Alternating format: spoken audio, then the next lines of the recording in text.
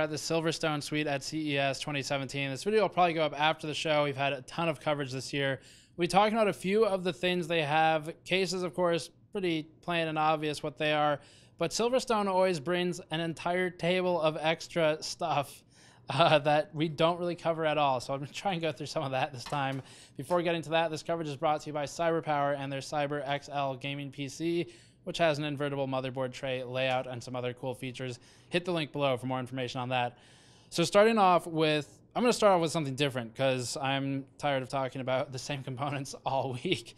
This is just a thermal pad kit for SSDs, and it's now on the table. So the thermal pads for SSDs we found to be a pretty big issue in some drives, depending on how they're built. The Plextor M8PE, as an example, has its own sort of heatsink built into it, and that was done as a response to high temperatures on the stick-sized SSDs. And those temperatures can reach, in some of our testing, 70 to 90 C if you cram it into like an SFF box. And that's a problem. That throttles, just like with a GPU or a CPU, you're now throttling your data throughput on the drive. So to solve that, there are a few options on the market coming out this year or end of last year. One was the MSI motherboard that we just showed for the Z270 series. That's got sort of a heat shield to protect the drives from the GPU heat, but it also has a thermal pad, so it's a weird heat shield and heat sink. I'm not sure how well it works yet. We'll test it. But this is just a simple thermal pad. They are, I believe, 1.5 millimeters. Yes, 1.5 millimeters, 4 watts per meter Kelvin, which is a bit better than some of the EVGA thermal pads we tested for that whole VRM issue. So a bit better than that. You need to connect it to something really to be of much value, of course, because if you're just sinking the heat into the pad, it doesn't go anywhere. But that's a good start. And then this is just an adapter. So it's just an expansion card. It's a x4 expansion card. Now, of course, the question is, well, if you connect two M.2 SSDs in it, which you could do, what's the throughput limitation? If you're gonna, how are you assigning the lanes? The bottom one gets all 4 lanes, and the top one, or well, the bottom one gets the PCIe and the top one gets the SATA. So top is SATA 6 gigabit per second, or SATA 3. Bottom is the PCIe interface, and that is for up to 110 millimeters for the M.2 sort of gumstick style SSDs, goes into your motherboard. Other accessories, before getting to the cases, the coolers, this is just a fan grill. The only reason I'm mentioning this is because we've been talking about RGB nonstop since last year, and everyone's doing it, and it's not special anymore. This is a fan grill. So the lighting here on the front is, we probably have some B-roll shots of it. You'll see it's actually the snowflake styled grill lighting up. And that can plug into your standard RGB fan controller. So if you have, for example, one of these 4-pin layout like the Hue Plus has, I think maybe the SP fans have it, I'm not sure. Then you plug into there, it should sync with that. Or in theory, plug into some of the motherboards that have the RGB LED capacity, like the Aorus and Mystic lighting and all that stuff. So that's a little different, worth mentioning, probably be a couple bucks, $10 less, something like that. This is probably less than 20 or 30 bucks. No hard pricing on any of this yet. The thermal pads are, wherever they went, probably a couple bucks as well. This is an NT08 115XP, I believe, is the name of the cooler. So the only reason I'm mentioning this, it is a small form factor cooler. It's one of those 27 millimeter smaller type coolers. It goes into a box, something like this, maybe for an Intel NUC or one of those units, very tiny box, obviously.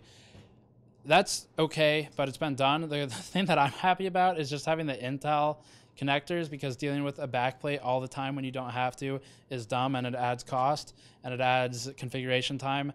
And the Intel clips, if it's not a heavy heatsink, they're fine. So that makes me happy to see. Very simple thing. Getting to the cases, this is the PM01. We've talked about it a few times before. It's been in a few of our case roundups. It was in our Computex coverage in the summer of last year. It's changed a bit. So some of the changes include on the top panel, there's now support for 140 millimeter radiator, so that's new. And then inside, well, I guess outside there's tempered glass like everyone else. So tempered glass, 4 screws around the side. You've seen it before. It's tinted. If you like the PM01 and you like tempered glass, I guess there's a solution for you now. $150 is it jumps up to $150 for that.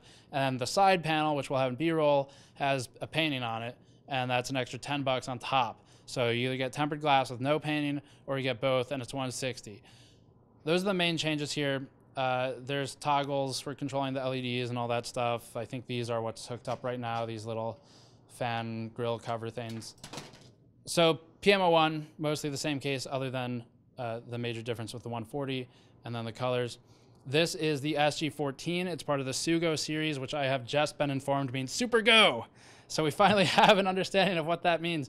So the SG14 has currently in its very prototype form, acrylic tinted windows on 3 sides. So 1, 2, 3 like that, front panels off.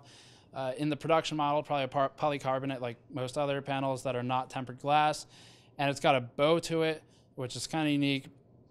It's a mini ITX box. It can support a full ATX power supply. There's a smaller power supply in there, SFF or something like that, SFX. And then the video card, just 10.5, maybe 11-inch support, depending on the final model.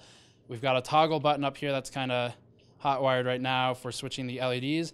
The LEDs are a big question mark for Silverstone. So if you have a strong opinion, the question for you is, would you rather buy it for a cheaper price without LEDs or get the LEDs at a higher price? Leave a comment below and let them know. But that's the SG14. Basically a small form factor box. Looks pretty easy to build in just because you pull all the side panels off and you have full access to everything in the case. And cooling is handled entirely by a 140 millimeter fan in the bottom. That's part of the air penetrator series. We've seen them before. And I think in the Raven case, actually, it was probably the last time we looked at it. So those are pretty good historically. Pushes all the fan up, the air up, and then you exhaust out the top as expected. I think that about covers it. There's plenty of other stuff here, but I think that covers the basics. If you want more information, as always, link in the description below. Patreon link, the post-roll video. Thank you for watching. Subscribe for more. I'll see you all next time.